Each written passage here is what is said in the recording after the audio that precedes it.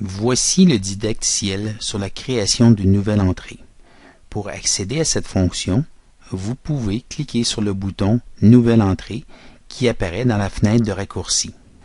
Une autre façon d'y accéder est de le faire à partir du menu principal en cliquant sur l'onglet « Opérations » et en sélectionnant « Nouvelle entrée ». Il est aussi possible d'y accéder en appuyant sur les touches CTRL-N si vous êtes dans l'environnement Windows ou Pomme-N si vous êtes sur un Mac. Vous obtiendrez alors une fenêtre qui vous permettra d'effectuer votre nouvelle entrée. Si dans les options de paramétrage, vous avez sélectionné l'option d'afficher automatiquement la date du jour pour une nouvelle entrée, celle-ci apparaîtra par défaut. Par contre, si vous n'avez pas sélectionné cette option, vous devrez obligatoirement entrer une date dans ce champ. Si vous prévoyez effectuer plusieurs entrées successives, vous avez la possibilité de mémoriser la date en cliquant sur le cadenas. Ensuite, vous devez sélectionner un dossier actif qui vous sera présenté dans la liste déroulante en utilisant le bouton « Parcourir ». Wizsoft insérera automatiquement le client associé au dossier sélectionné. Par défaut, le système va identifier les employés faisant partie de l'équipe attitrée au dossier en proposant en premier lieu le chef de l'équipe. Vous pourrez bien entendu sélectionner un autre membre de l'équipe ou tout autre employé. Prenez note que si vous sélectionnez un employé qui ne fait pas partie de l'équipe, Wizsoft vous proposera de rajouter celui-ci à l'équipe afin de vous permettre d'effectuer une entrée.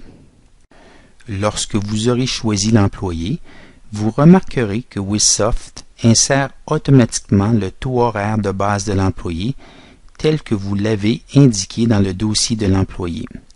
Vous devrez ensuite sélectionner quel sera l'honoraire ou le frais à facturer en utilisant la liste déroulante. Ces honoraires et frais peuvent être créés selon vos critères à partir de l'onglet « Profil » du menu de navigation et en sélectionnant « Honoraires et frais ». Automatiquement, Wizsoft présente le texte qui figurera sur la facture du client. De plus, si vous avez créé des sous-descriptions, vous pourrez sélectionner celle-ci en cliquant sur le bouton « Plus ». Vous avez également l'option d'écrire directement dans la boîte de texte qui figurera sur la facture. Vous devez ensuite indiquer combien de temps a été alloué par l'employé.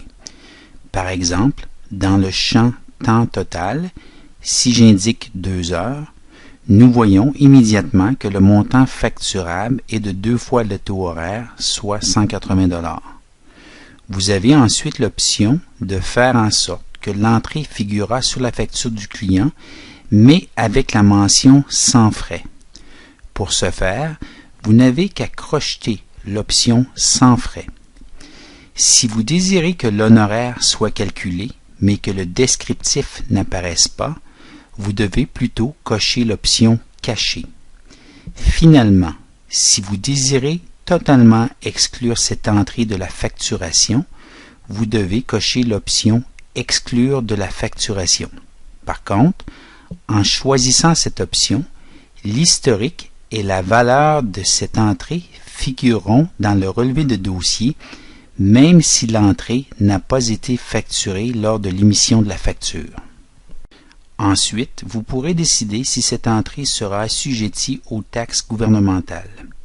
Finalement, si certaines de vos activités sont admissibles au crédit de recherche et développement et que cette entrée y est admissible, vous n'avez qu'à cocher la case au bas de la fenêtre. Ceci vous permettra par la suite de produire un rapport de tous les frais admissibles au programme de crédit de recherche et développement qui auront été générés au cours de l'année. Ceci complète maintenant le didacticiel sur la création d'une nouvelle entrée.